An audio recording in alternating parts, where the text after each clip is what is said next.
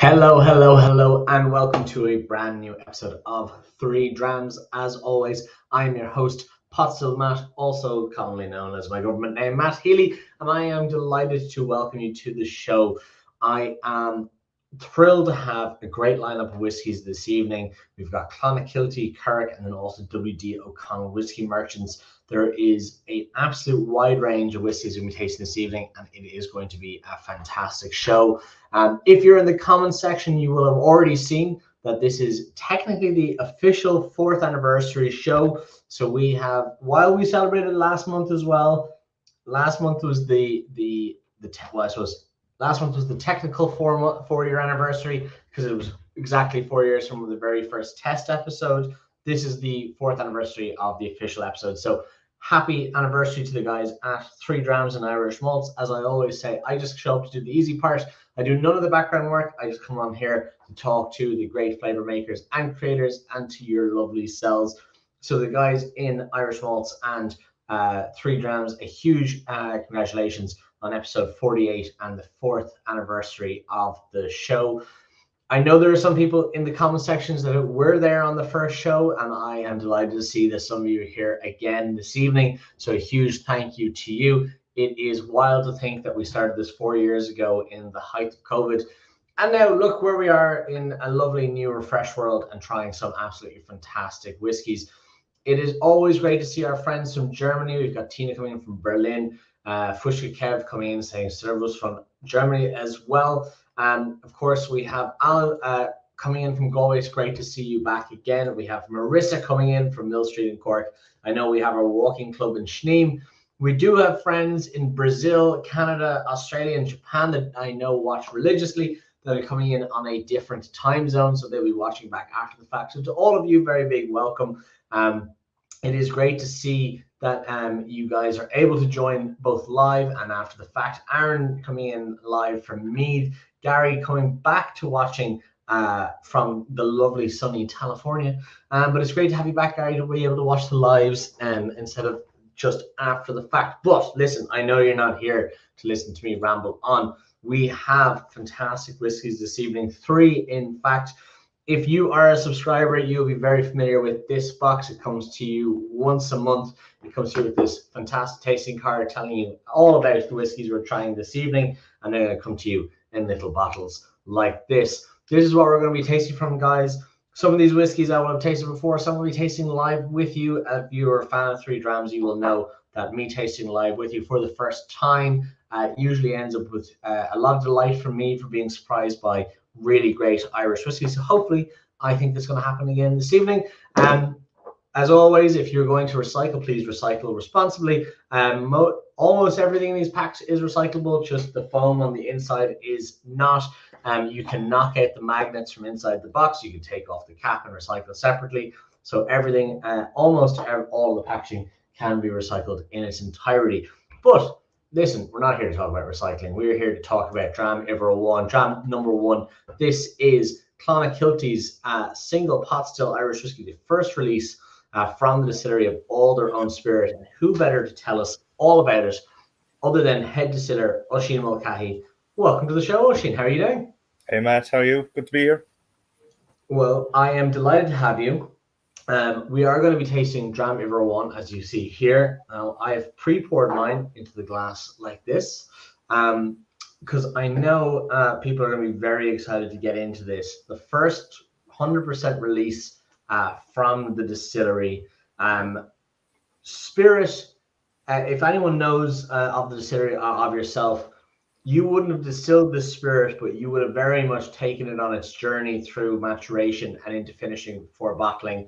You know, we used to work together. I saw a lot of the things you had to work with, the different casks, the different spirits to come together. This is one of my favorite releases of this year, particularly one of my favorite inaugural releases. Talk us through a little bit about that. I'm going to have a little nose and have a little sip while you taste as well.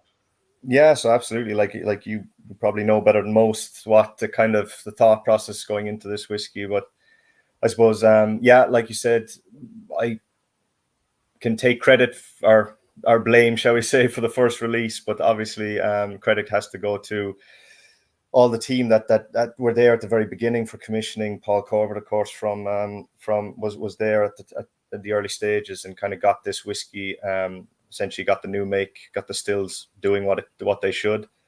And so when I came 2.5 years ago now, it's crazy to think about that, but the whiskey was literally just turning 3. So it was like a dream job for me in the sense that I got to kind of step in just at the point where the whiskey was actually just turning into whiskey, and where this first release was on the horizon.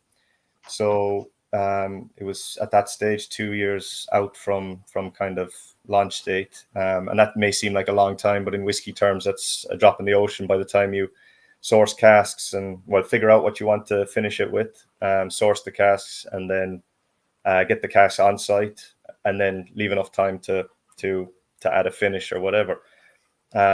So that's essentially, I hit the ground running essentially as trying to figure out what steps to take, what to do with this particular spirit. I'd obviously had a chance to taste the 2.5-year-old at the time and just the oldest stuff, and had an idea based on the profile of the whiskey that was maturing in what direction I kind of wanted to take it. So I suppose that's where I started, sitting down, discussing with Michael, with the kind of the directors and the kind of senior management, what their vision was. And in many ways, like I got more or less a blank slate. I mean, very lucky to have such trust to kind of go, listen, this is your baby, take it wherever you want to go with it. And for me, I thought sherry was an obvious choice. I mean, there's a classic pot still sherry component. I think at least for the first release, we were like, okay, let's keep it simple, let's keep it somewhat safe, and we'll go with a sherry. The great thing about sherry being that it's so diverse a drink in itself, that I felt confident that, even though it was, it's a safe bet, shall we say. There's a lot of sherried whiskies out there, especially a lot of sherry pot stills. But the spectrum of flavor that you get from sherry is so diverse that, I felt that I could make it my own, Absolutely. And yeah. When you were given the reins, was any of the spirit in sherry at the beginning, or was that the direction that you chose to put it into? No, so largely, like most distilleries, I suppose, when you first start running, it's rarely considered the final products or the product that you'll be releasing in 3 to 5 years. And so most people fill bourbons, so I'd say like 95%, 98% of what had been filled up in that point was ex-bourbon barrels, which was good in some ways because it left me with a blank slate, but bad in other ways, in that it was cutting it a bit fine to really sort of, in order to, it meant it limited my options, shall we say. So it meant that I had to kind of take a punt on one particular cask. Exactly. So it did create a little bit of stress for me, because obviously the first release is a big milestone for any distillery, and obviously filling enough, especially because our first run, 2019, the oldest liquid, it was only really a half a year's worth of production. So the kind of the whiskey at that stage that was turning 5 last summer, there wasn't a whole lot of it to play with. So I needed to fill enough of certain casks to fulfill the first batch, shall we say, order. But also that meant you had to experiment and fill enough to essentially, you kind of had to know what direction you were going in, because you kind of, if something didn't work, you were kind of left short. It was too late then to do anything new with it.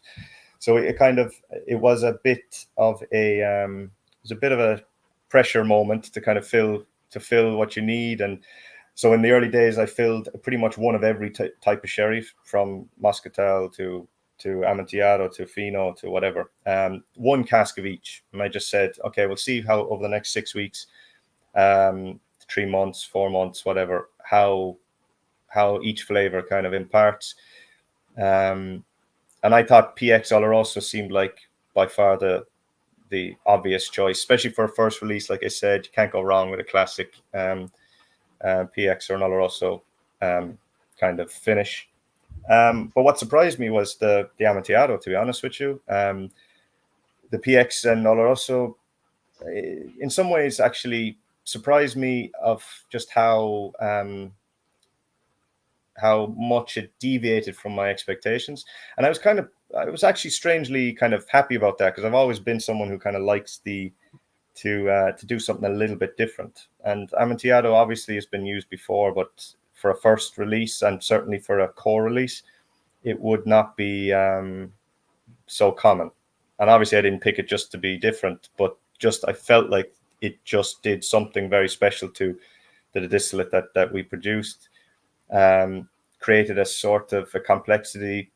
The dryness of that particular style of sherry, I felt, accentuated the sweetness from the ex-bourbons, which we had, which made up about 60% of that first release. So I think the balance it struck really well. And it took a little bit of convincing to kind of go with a sherry type that maybe audiences and consumers may have a little bit of a challenge with, seeing as it isn't as recognizable as the PX and Oloroso. But for me, that was a selling point. You put something a little bit more different, and you educate, and it's a bit more interesting. You can discuss the sherry a little bit more, and it just takes people on a bit more of a journey. And I think it's worked really well, first release, considering the time frames we had, and getting the liquid ready in time. Obviously, a year finish for me is the minimum, the absolute minimum that I would want to put a whiskey into. So now that obviously we've decided on the kind of the rough makeup of this particular product, I've started filling new make into these casks to essentially parallel mature them into the future. So we're essentially filling casks now for 7 or 8 years, so that those flavors will deepen and kind of become even more pronounced down into the future. So that's kind of essentially the story behind this particular release. Well, let's have a little sip. 46%, if I'm not mistaken. Yeah, 46% classic. It's just enough to kind of add a little bit more water if you want. I think that this the particular makeup of this is about a 4 and a 5-year-old whiskey. So, as I said before, our oldest whiskey turned 5 in May 2024. But we felt strongly that the actual 2020 liquid was actually superior in quality and in kind of maturation. It just felt a little bit more mature, and that makes perfect sense if you consider a distillery when it's first commissioning. It has a lot of it needs to essentially exactly. So the first liquid is never necessarily your best. So we actually use the bulk of this particular release is a 4-year-old. Finished next bourbon, and then with about a 40% Amontillado sherry component. Well, fantastic. Let's say sláinte. To everyone who is tasting along at home, feel free to drop into the comment section your thoughts as well, if you have any that you'd like to share.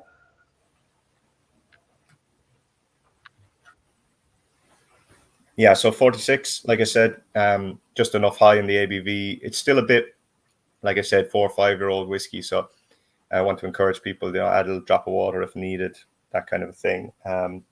But we're actually surprised. I did blind tasting on this particular whiskey about 6 months before we released it, and I was glad to, we were at a panel. It was ambassadors tasting down in Dingle, and it went down very well. A lot of people had flagged it as being a lot older.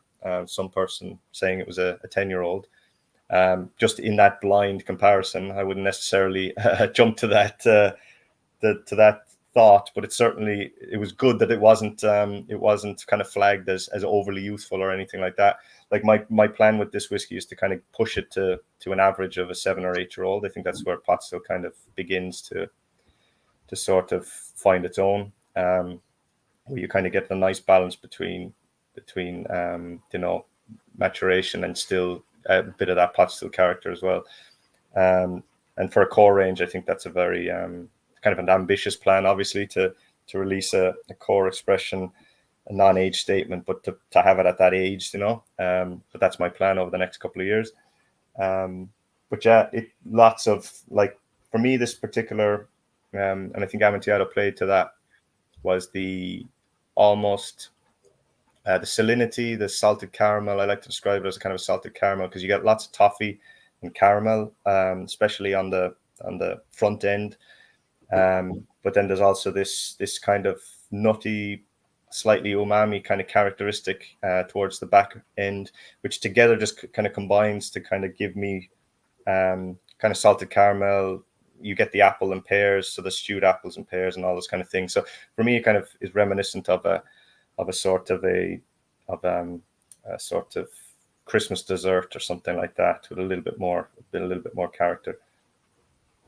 Do you think we're going to see any maybe limited editions or short runs of any of the pot still in some other casks? I'm sure you've got some fun and unusual casks in the warehouse. I'm sure you've got some. We've already mentioned your Olorosos and your PX, but I'm sure you've got some rums or orange wine or Bordeaux's or something that's sticking out to you right now.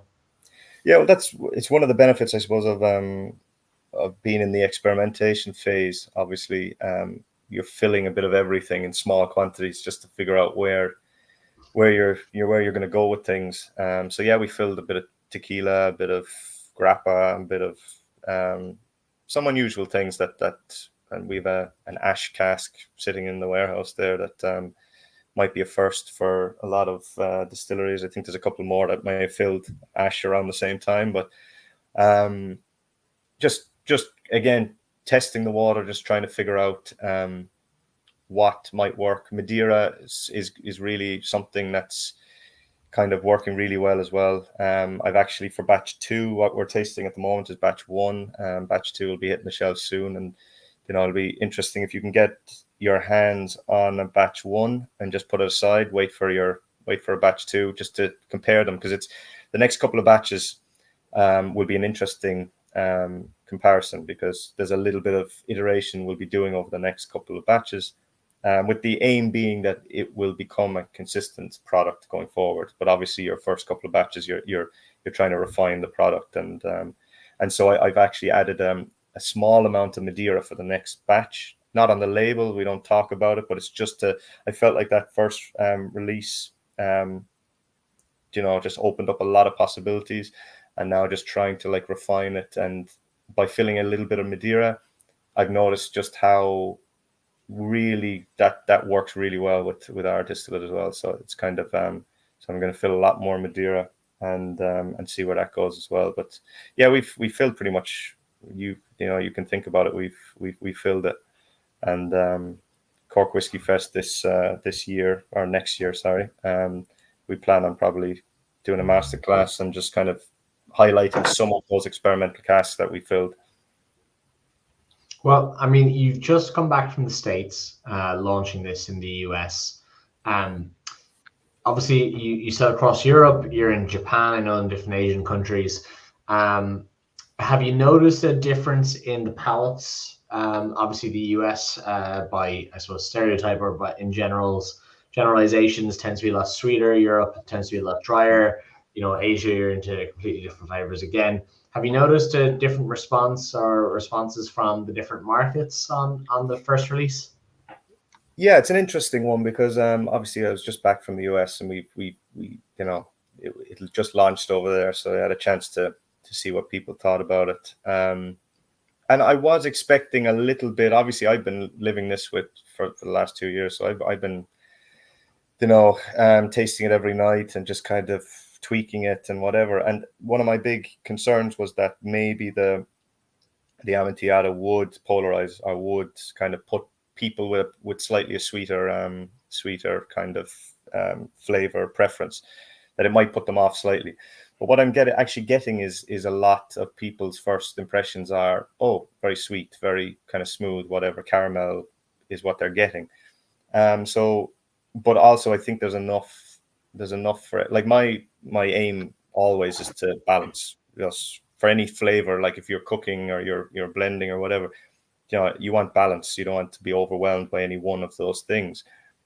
So for me, trying to balance out everything, it should return, like it shouldn't. I'm not looking to kind of satisfy one market over another. I think that a balanced whiskey is a whiskey that everyone can enjoy.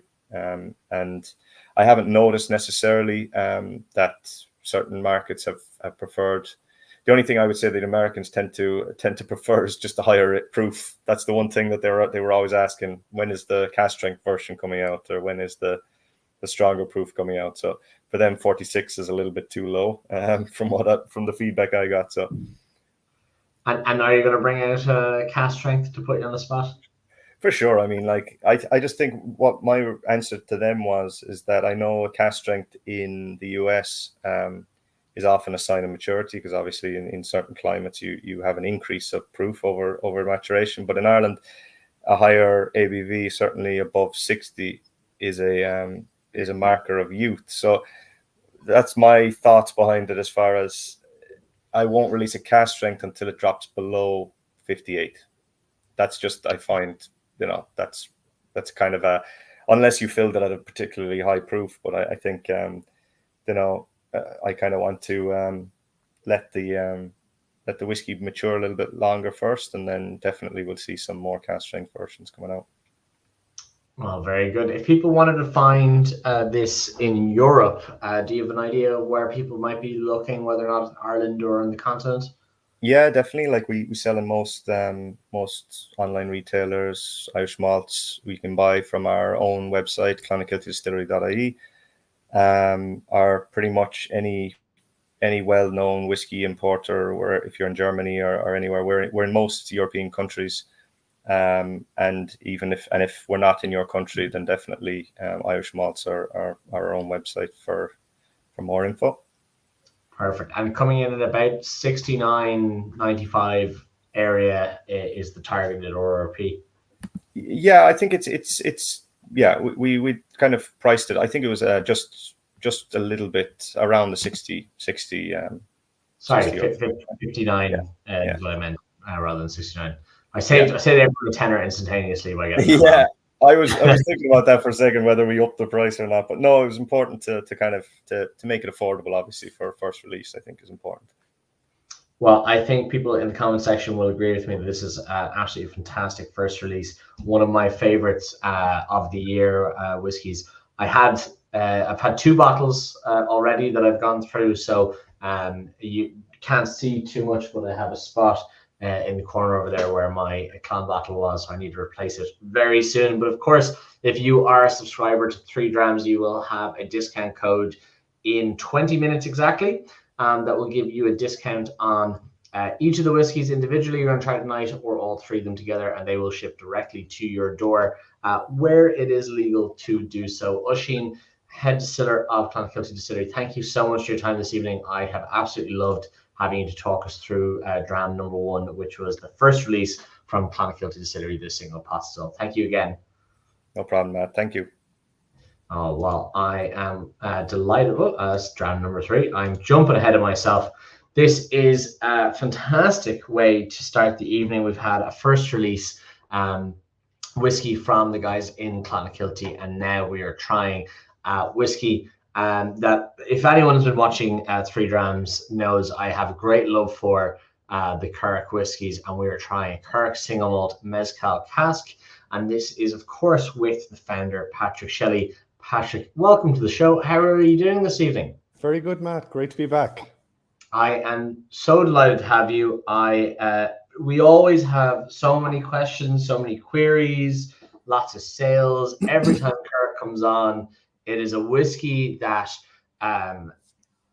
intrigues people. Every time people try it on the show or in real life. My father-in-law is an American, and he can't understand Currach at all, and he loves it, but he can't get it, and he always tells me to bring it with me. So I always pick up a bottle when I'm going to the States to visit him, and he loves it, and he's confused by it, and there's so many emotions that go on with it, and it is literally, it's the thing he wants to show off to all of his friends when I come to visit. And I think a lot of people in the comments section are very similar. We always get a great reaction on the show. So thank you so much for being here. I am so delighted to talk to you about a fantastic another whiskey from your range. People at this point will likely know you, founder of Currach. Obviously, you have a very unique way of creating your whiskies. Why don't you tell us a little bit about this whiskey you have for us this evening? Sure, Matt. So the Currach we're trying this evening. Let me just show you the actual bottle. Hang on. Let me make you big screen here. There you go. So this is our Atlantic Kombu Seaweed Cask, Mezcal Cask Edition. So this is the second time we've produced a limited edition. You might know our current range, which is Currach Kombu and Currach Wakami. We've also done a lot of single casks. This is really kind of positioned between both. I think you're retailing at about 72 euros, Matt, is that correct? Irish Malt, I think have it up for about 72 from memory, yeah. So the whole idea behind this is the second edition. The first one we did last year. The first one being a Wakami finished in a sake cask. Mm-hmm. The whole idea behind this is really to kind of celebrate a tale of two terroirs.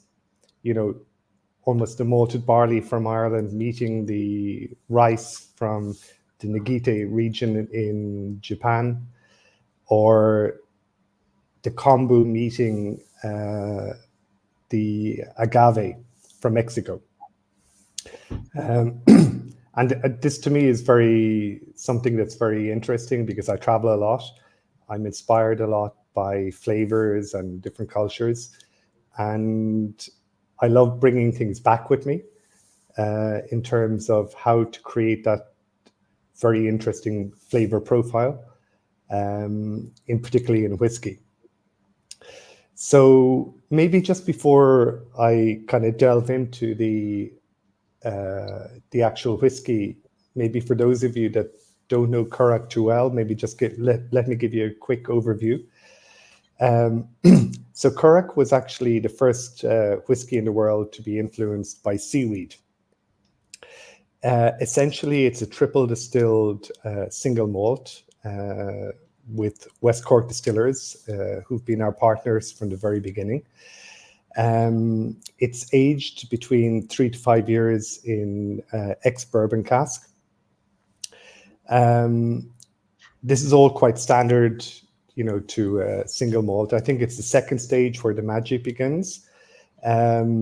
What we do is we source seaweed from the west coast of Ireland in Quilty, County Clare, from a company called Wild Irish Seaweeds. And their seaweed is organic, it's sustainable, it's all hand harvested. And essentially what we do is we take virgin American oak casks and we use the seaweed as a fuel source to char the interior of the cask. So what actually happens during the charring is you're getting a light char on the underbelly of the cask, you're getting a smoke infiltration above. Then by adding more seaweed in each time till we get a full 360-degree turn, this is bringing all of that beautiful umami from the seaweed into the wood. Obviously, we then take out all of the remnants of seaweed from the cask. I keep having to explain this to people abroad because they say, why don't you leave seaweed in? And I say, well, we can't be called Irish whiskey otherwise. As we know, the only thing that Irish whiskey can touch is wood. So essentially what we're doing is we're using the seaweed as a fuel source to char the cask. We then fill the cask with our single malt and leave it for 3 months to finish. So what we have here is a double cask. So remember, first bourbon cask for 3 to 5 years, and then finished for 3 months in the seaweed charred cask. What we have here this evening is actually a triple cask, because we've gone further So what we've done is we've taken a seasoned mezcal cask. Okay. And I'll come back to that in a moment, why it's seasoned rather than original. But essentially what we're doing is we're taking a mezcal, which is a 100% espadín from Oaxaca. The mezcal itself is fermented for 48 hours before being cooked in the traditional stone ovens. It's a reposado, which means it's aged slightly or finished slightly. They use the word aged. I prefer to use the word finished, for between 2 to 11 months. So you get that light kind of straw color compared to the classic Joven mezcal. And this particular mezcal that we're using, it's got these lovely kind of citrus, kind of spicy nutmeg, a bit of green pepper, and this kind of a woody finish to it. This is before it even comes into the cask, so this is not the whiskey I'm talking about yet. The other thing I'd say, Matt, is that you know our products, and hopefully some of you listening tonight will know, particularly the kombu, our kombu and wakame.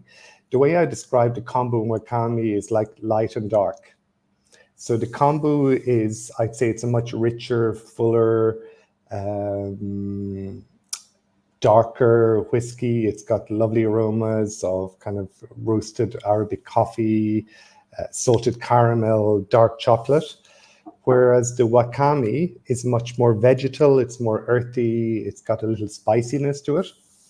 So what I was kind of thinking with this particular project as well is to try and bring a little bit of that earthiness and minerality of the wakame into the kombu, but by using another vector through the agave plant. And I hope you like what you're tasting. And let me just have another taste again. Yeah, I'll say cilantro to you. I'll have a proper taste now.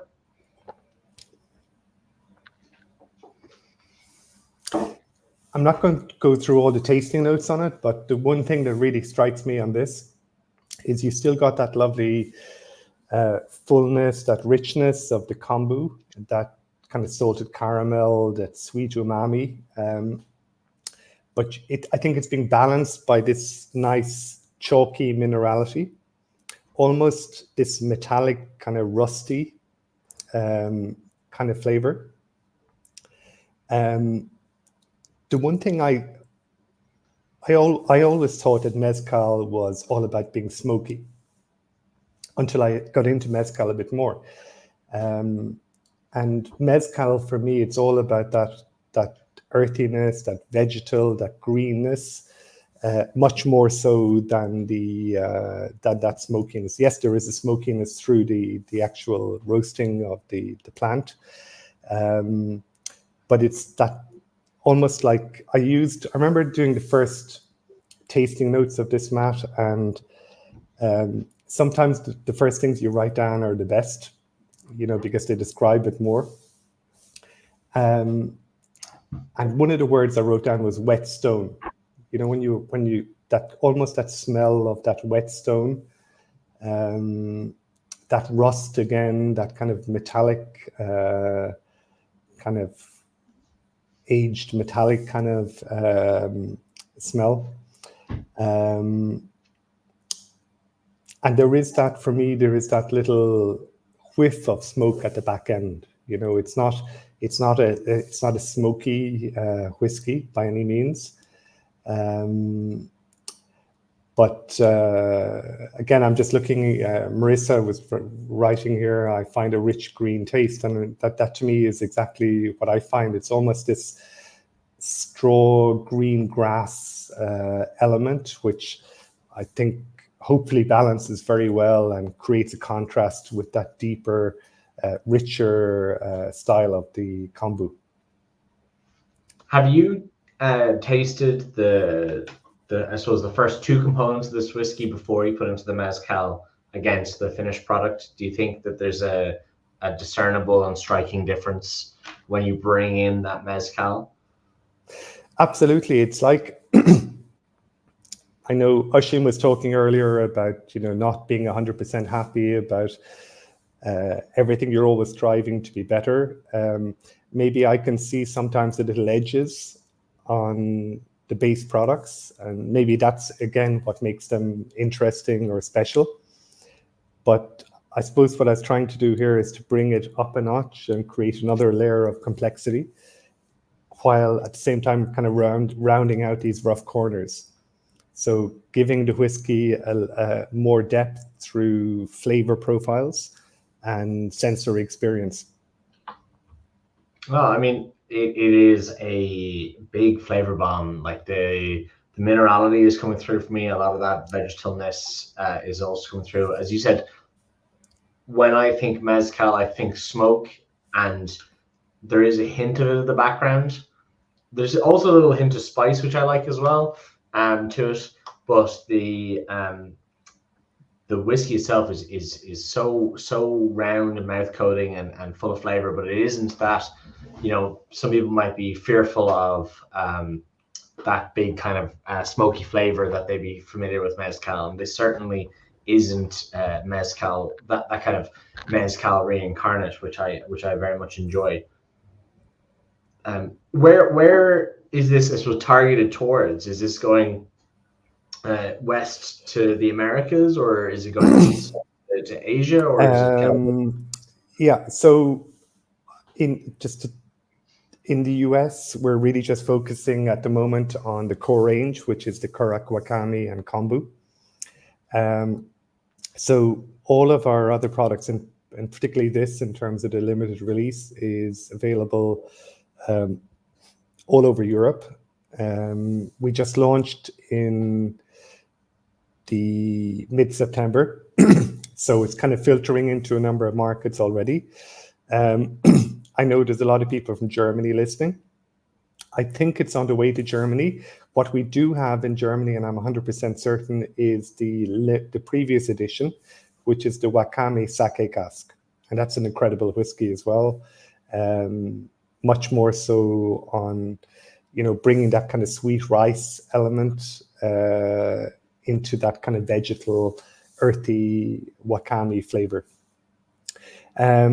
We have this in Asia, particularly Singapore. I'm going to Singapore later next month for the whiskey journey, the big whiskey fair in Singapore, and we've actually done a single cask version of this specifically for Singapore for that event. When we're talking to Oisín, he was talking about the Americans liking the higher strength. For me personally, 46 to 48 is like my sweet spot with a lot of whiskeys. If I'm not blending them myself, that's where I want to be in my sweet spot there. For the likes of Singapore, for the likes of Asia, do they like the high strength? Are they looking for the 40%? I think in general, and one thing I agree with Oisín on is I'm not a big fan of single casks in the high 50s or 60s. I think they're, personally, I just find them more difficult to drink. My sweet spot is between kind of 55, 57 for single cask. What we're trying to do here is, again, remember, Matt, to position this between a single cask and our current offering, which is at 46%. And just to remind the listeners tonight, this is actually 50.4%, not 50%. Tested a couple of different variations in ABV, and I think this is what kind of sat best with what I wanted to achieve. Oh, absolutely. When you go to places like Japan or Asia, with like particularly your previous iterations, with the was it the kombu with the sake cask, or was it the wakame and the sake cask? Wakame and the sake cask, yeah. So Do those Eastern markets respond well? Because obviously sake very familiar to a lot of the Eastern markets. Both kombu and wakame would also be very familiar in Japanese, Korean cuisine. Do they respond well to the flavors? Do they scoff at an Irishman trying to tell them about sake, or how does it work when you go to, I suppose, bring those flavors back to their side of the world? Well, I think the reaction is mixed, and not just in Asia. The one thing I'm kind of proud of is that this is quite, Currach is quite a divisive product. So the objective is never to get everybody on board. Some people who have maybe a vision of what they see a single malt from Ireland being, and they taste Currach, sometimes they can be a little surprised, both either negatively or positively, not because the whiskey isn't good, it's simply because from a style perspective. So I think that's fine, and I actually like that Currach has this Marmite style divisiveness in it. Luckily, I think most people tend to, really kind of appreciate what it is. In Asia, specifically, Matt, what I find really interesting is that we define really our taste on what we know. I'm always fascinated by what people, I always ask consumers or trade, what do they taste? What kind of rings their bells?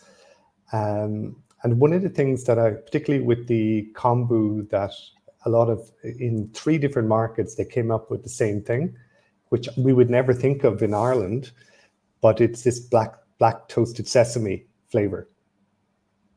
And I think this is so beautiful that you can bring your product to different parts of the world, and everybody will taste something different or resonate with something that links to their culture. Absolutely, yeah. So in general, I think people are really, I think, like the idea of what it is. One thing I know, and that's why I'm so glad, everybody tonight is tasting it. People that don't know Currach, it's sometimes difficult to put your finger around. The best way is to taste. If you like it, great. If not, there are lots of other whiskies there that I'm sure can appeal. Well, as you said at the beginning, it's coming in on Irish malts about €72. Again, there will be a discount code in, actually right now, this minute, there'll be a discount code going out to those subscribed to 3 Drams, where you'll be able to get a discounted bottle of any of the ones you like this evening, or all 3, should you feel so inclined, delivered straight to your door where it is legal to do so. To keep Patrick happy, the discount comes from Irish malts, and no margin is lost for Patrick, so that always makes people very happy. But I suppose if you met someone and they've just joined in now, I see there's a number of people that have just joined recently. If you were to give them a closing kind of elevator pitch, 30 seconds or so on Currach in general, what information would you want them to walk away with? I don't often do this, but I'll just say that for me, Currach was a project that emerged out of my love of food and flavors and traveling the world. And I think I told you the story, Matt, earlier, that the idea how Currach actually came about. I was sitting in a whiskey bar in Tokyo between 2 meetings, having a glass of single malt. The barman served me a plate of chips. I didn't realize it was kombu, dried seaweed. And that reaction in my mouth, when I tasted that salty umami-ness of the chip and the single malt, I thought it was this perfect balance between the sweetness and the umami. So for me, Currach was really born out of a love for food and cultures and exploration of savor, of flavors. And I think what hopefully now within the portfolio, there's something to appeal to a lot of people. It is the first, which I'm proud of, it's the first whiskey in the world to be influenced by seaweed. Has anyone done it since? Yeah, a lot of people have done it, since. And, after we launched, I remember there was, through our online shop, we discovered that there was maybe, there was a huge demand from Scotland, but not to private individuals, more to businesses. A lot of people were kind of very intrigued as to what was happening. But I think finally, I'd say Currach is, I think it's best way to describe it. It's a whiskey that hopefully is challenging within the realms of what we can do, what a whiskey and what a whiskey can be. In Ireland, we are just as much defined as by the sea as we are by the land. Everybody talks about the land and where we get our malted barley. And I thought this is a really nice way of bringing the two elements together that really sculpt who we are as people and as a country. Well, Patrick, I am so glad to be able to talk to you again. We didn't even talk about you setting your balcony on fire in Paris, which is a story we've told in the last 2 times you've been on, and we'll have to talk about it again because it's my favorite story in the world. But Patrick Shelley, thank you so much for introducing us to this brand new expression of Currach. If people wanted to find out more information on you online, do you have a website they can check out? You can find us on currachwhiskey.com. Our online store is originspirits.ie. And obviously, all of our products can be found on Irish Malts. Well, absolutely fantastic. Patrick, thank you so much. I really appreciate your time. I hope you have a lovely evening. Thank you, Matt. Thank you. Well, we are into our final whiskey of the evening. I am absolutely delighted how this is going. We now have Mark joining us from WD O'Connell Whiskey Merchants, where we'll be trying a lovely small batch 5-year-old Fino cask. So we have started a sherry, we're going to end in sherry. Mark, welcome to the show. How are you doing? Hi, how's it going, Matt? Good to see you.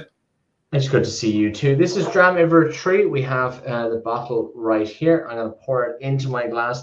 Mark, tell us, WD O'Connell, been on the show before. Usually we see a big bearded man in a pitched roof room. We now have a bearded man that's not the same man, but not in a pitched roof room. Tell us, you're not Dahi. You are Mark. Well observed. I was going to say, I thought you were going to follow it up with, I'm a small bearded man.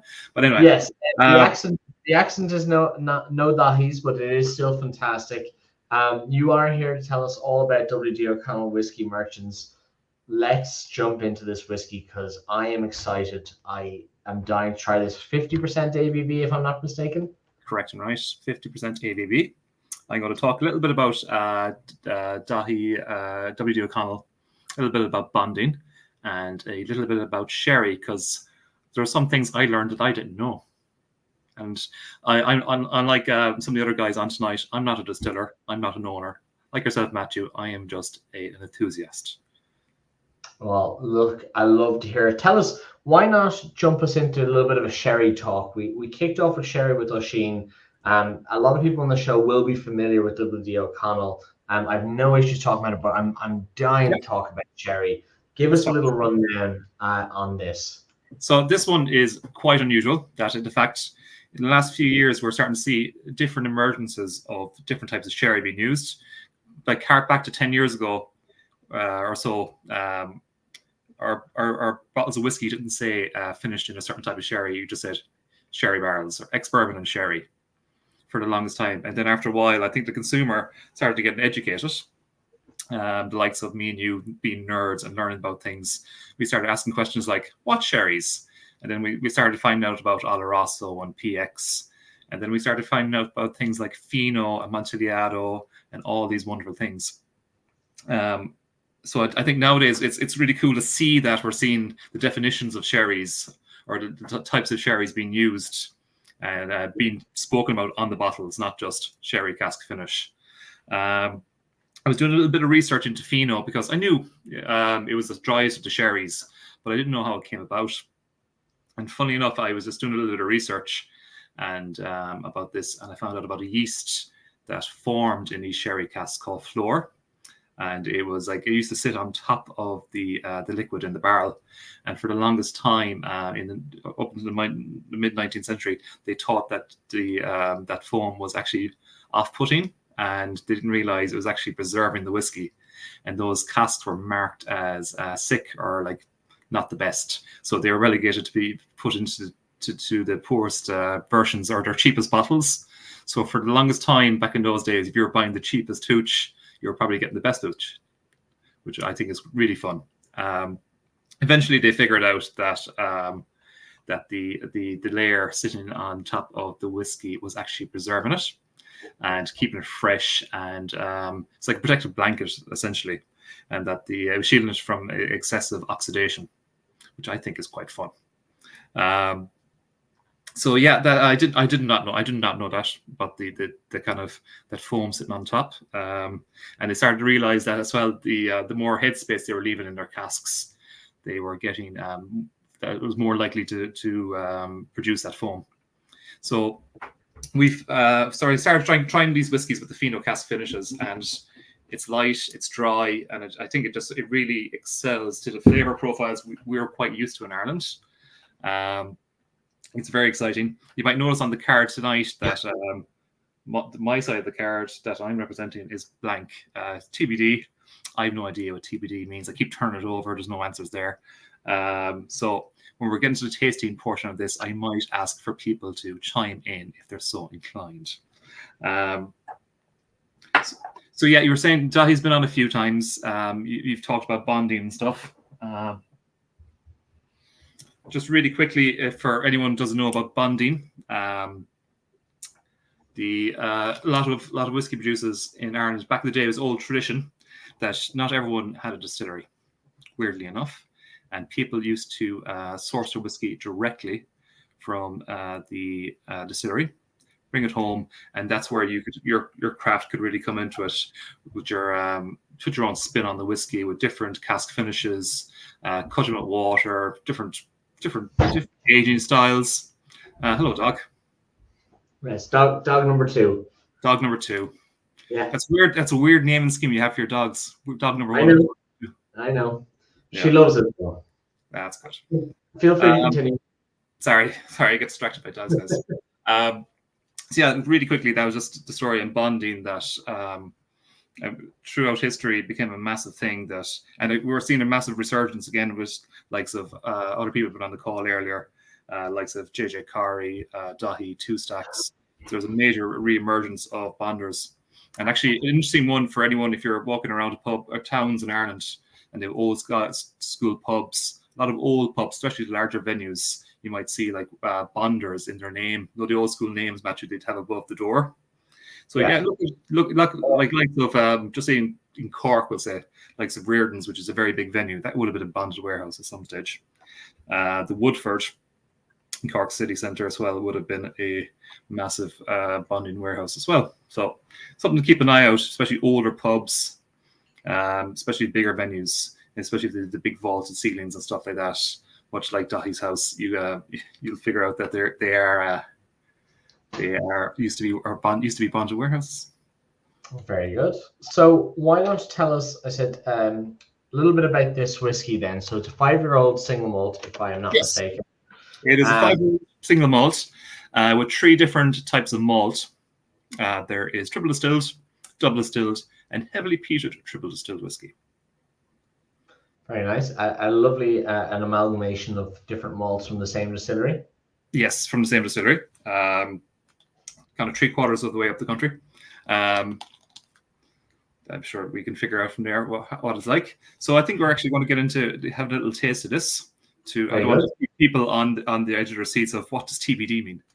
I will just pull up a picture of the bottle again, just so people know what we are tasting. This is 5-year-old small batch Fino cask from W.D. O'Connell Whiskey Merchants. Please feel free to continue, Mark. Just wanting people to know what they were tasting. Lovely. So if anyone has any taste notes, please chime in here. But especially on the nose with this guy, I get a lot of walnuts and figs, and that kind of very like salty chocolate. Those chocolate with those really nice big chunky salt flakes in it. I'm getting a nice orange note in the background as well, which I wasn't expecting. There is a little bit. It's lovely, isn't it? Subtle. It's like a orange zest. Absolutely, like an orange zest. So yeah, try and taste. And just a reminder, this is 50%. So no problem if you need to add a drop of water.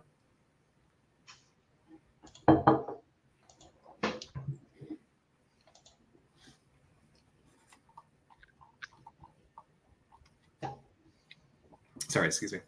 That is lovely. I was drinking it a while ago, but when you forget and you go back to something really nice, you're kind of, oh my god, that exactly. Is, exactly. Particularly the small inclusion of smoke, I think, really lends itself to the mouthfeel as well. It's not overpowering. I wouldn't call this a smoky whiskey of any, but that small inclusion has almost at the base of the mouthfeel has a very thickening or oily effect, which is very pleasant. Yeah, no, like there's some whiskeys out there that the peat element just takes over, and it doesn't. It accompanies this. I get a bit of white pepper in there as well, a bit of cinnamon. Again, like I'm back to like nearly like a dirty, briny martini. That brine's there. Yep. That kind of the fattiness of that brine. That makes sense. Marissa's saying our minds are of Isla as well. A little bit, yeah. Yeah. Oh, yeah. That kind of Isla style of just a bit of sea salt. You wake up in the morning, banging headache. You go outside, and the fresh air hits you, and you know all about it. There's a lot of dried fruits in there as well, especially. Just give it another look.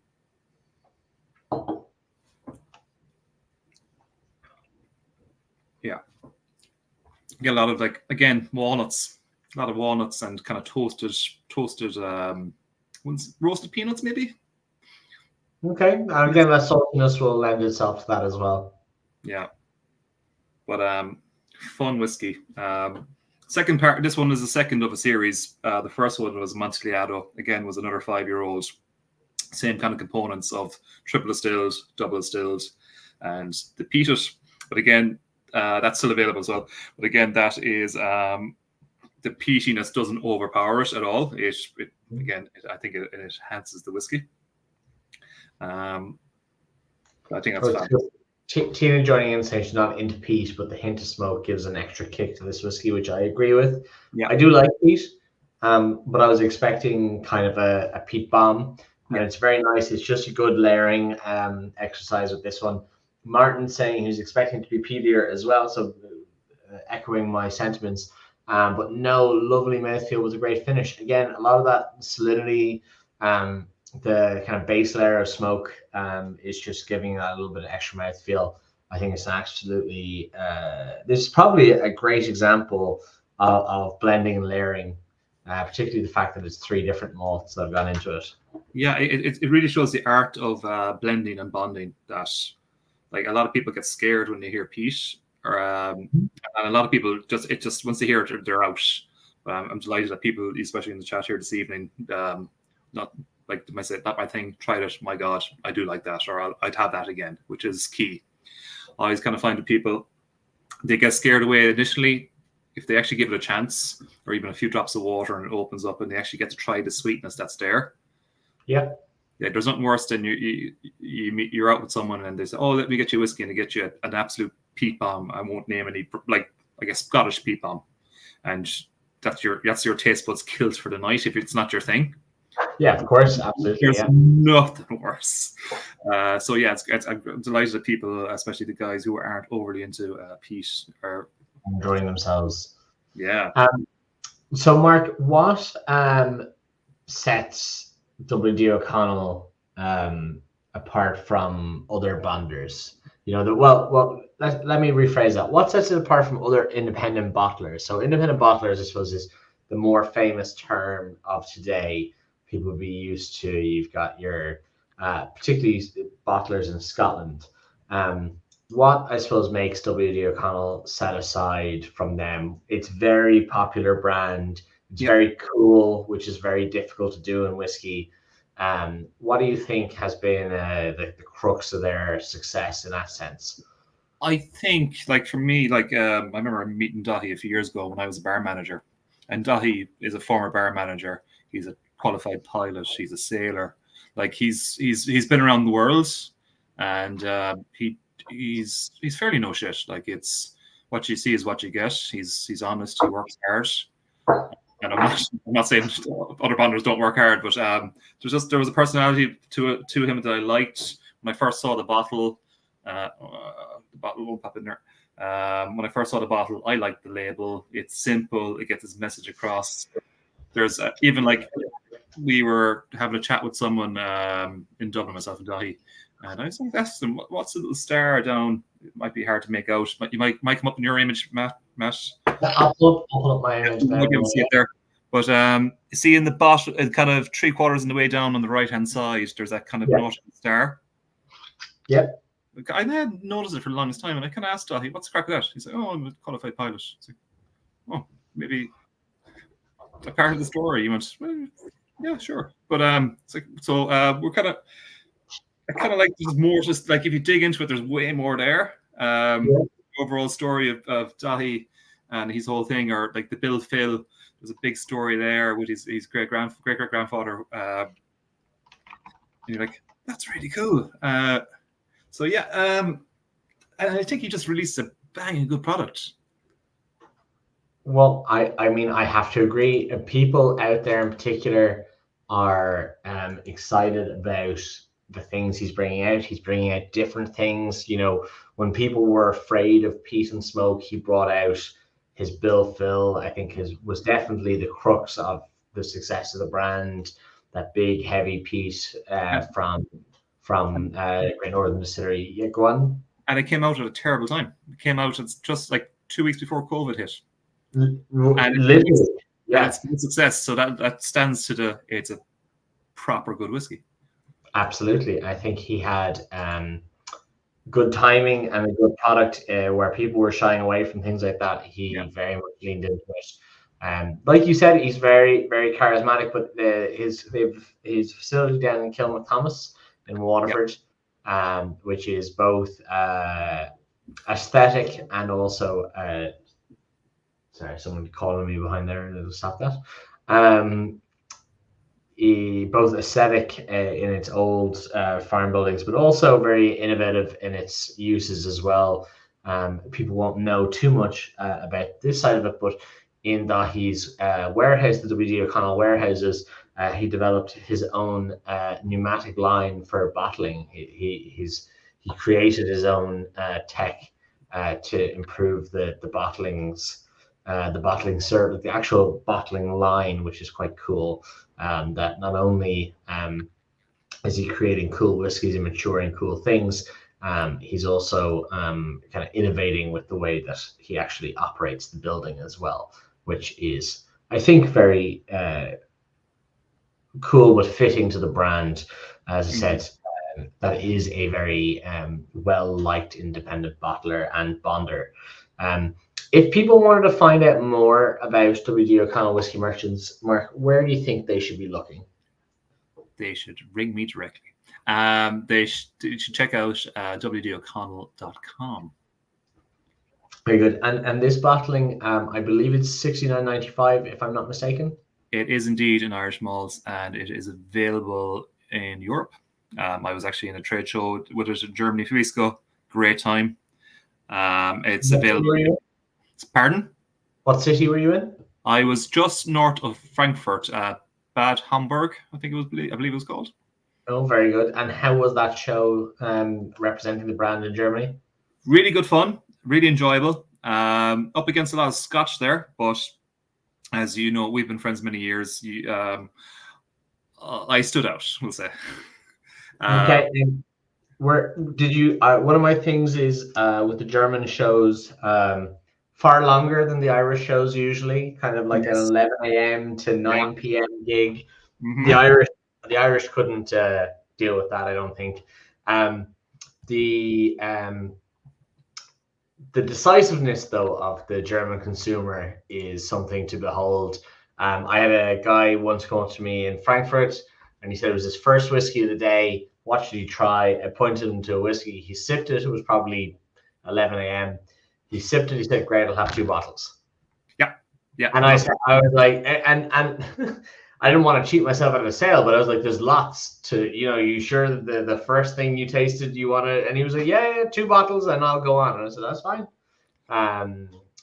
It's definitely a different consumer show than a lot of Europe. There's not a lot of buying in a lot of European shows, but the German consumers are very, very decisive in that way, which is great.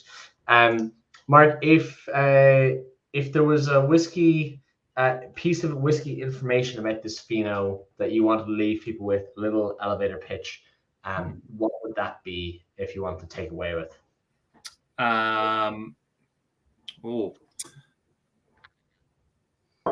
More options more options is a good thing.